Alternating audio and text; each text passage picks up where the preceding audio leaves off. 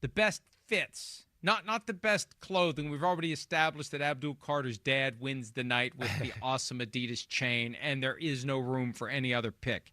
Best fits between player and team that picked him, go. I'm going to go with the freaking Philadelphia Eagles. I'm going to try to spread the wealth here a little bit, and so just the ones that we haven't hit on. Jihaad Campbell with the Eagles at 31.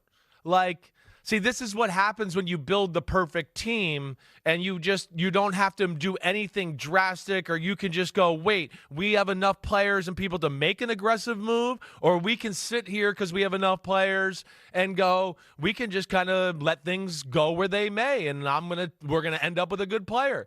And Howie Roseman and company kind of read the board the right way and get a guy in Jihaad Campbell that I think is on a lot of people's, he was the top 15 player in the draft. Right? He was, to me, a better version of the Jalen Walker who Atlanta took with their first pick. So, there's a shoulder issue. They've talked about needing middle linebacker play. Holy crap. They'll have him or maybe as an edge pass rusher going forward. But, yeah, I like that fit with that defense and, of course, the talent. I'm going to give that some love here. And he gave us a Simmsism after he was picked. Is that right? As he was being interviewed on stage. Yes. I missed that. He said of the Eagles, the richer get rich. I like it.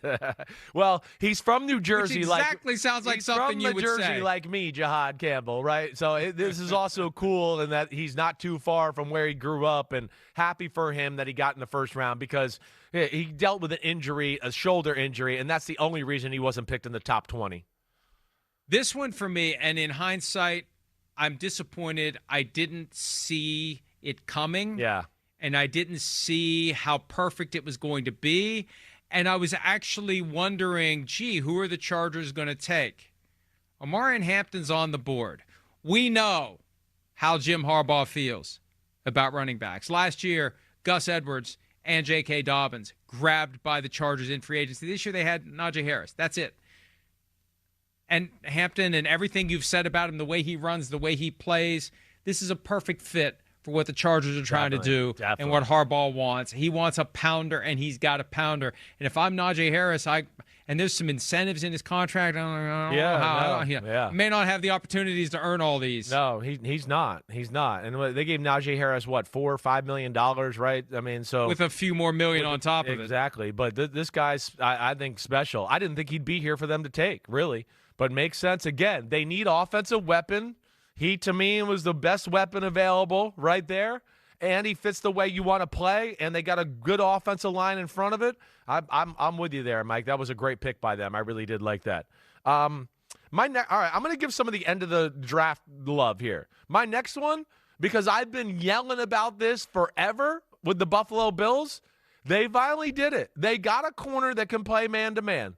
I've been begging the Bills to get some corners that can play man-to-man coverage for the last 8 years of my life, and that's been an issue with their team. And I think it's, to me, one of the reasons we've kind of seen them fail against the top teams in the sport, because when you play the top teams in the sport, they're usually good up front. They pose a lot of problems. And when you play man, it gives you the ability to use other guys and other ways to stop other things. I'm not saying you need to play it every play, but you got to play it a little bit in the NFL. And this guy is a shutdown man-to-man corner, let alone he's going to be awesome in the zones they play. So I'd love the Maxwell Harrison fit to the Buffalo Bills. For a perpetual playoff contender, the Pittsburgh Steelers had more than a few needs entering the draft. Yeah. They're going to get their quarterback in Aaron Rodgers. They have a running back in Jaylen Warren, and they can find someone later. Or, undrafted, they can find another Jaylen Warren. Right. They needed a defensive tackle. Yeah. Cam Hayward getting close to the end.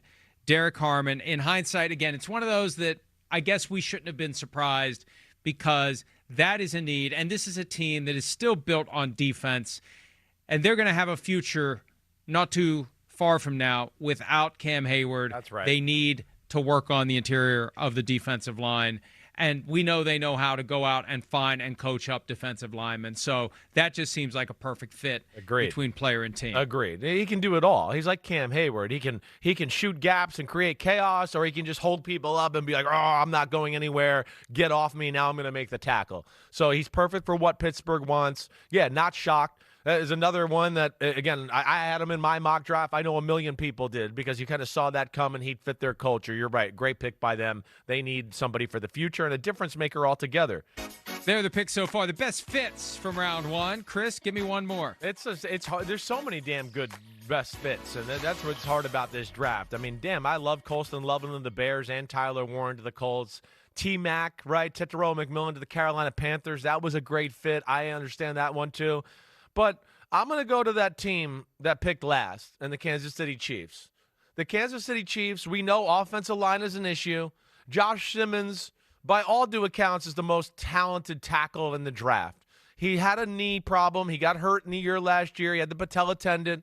But this is the perfect spot. Not only do they need the offensive lineman, yes, but they don't need him to play right now this second. They have secured themselves an offensive line to let him get healthy. We don't have to rush that. And by doing that, they could strike gold here with one of the I had Orlando Brown Jr. on my podcast, and he said Simmons could be the next Trent Williams. That's what he said when he watched him. So I'm going to give Kansas City some love for making that type of pick there. Okay, the Commanders picked up Larry Tunsil via trade. Yeah. At pick number 29, they take Josh Connerly, the Oregon tackle. And go watch the clips of Connerly blocking Abdul Carter. Connerly had a good day. Got the better. Yeah, he had of a good, Abdul Carter. No doubt. Kind of directed him wherever he wanted to direct him, He's a including phenomenal athlete. Right. into the ground at one point. Right. So, hey. I think the league Commanders was shocked he was still there, Mike. I had a lot of people last night after, like, I can't believe Washington got him that late in the round. I think it was shocking.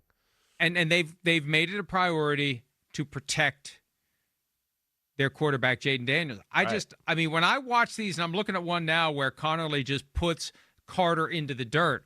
I mean, Laramie Tunsil's clearly the left side. Was Connerly right side? I think he's another guy that could be an awesome guard too, though. I really think he's actually gonna. I think he has a chance to be an awesome guard. That would be my 2 cents. But he could play tackle too, so we'll see where it goes. Get him on the field and right. get him protecting Jaden Daniels. Yeah. Hi, it's Mike Florio. Thanks for watching PFT on YouTube. Hit subscribe for the latest news and analysis from Pro Football Talk.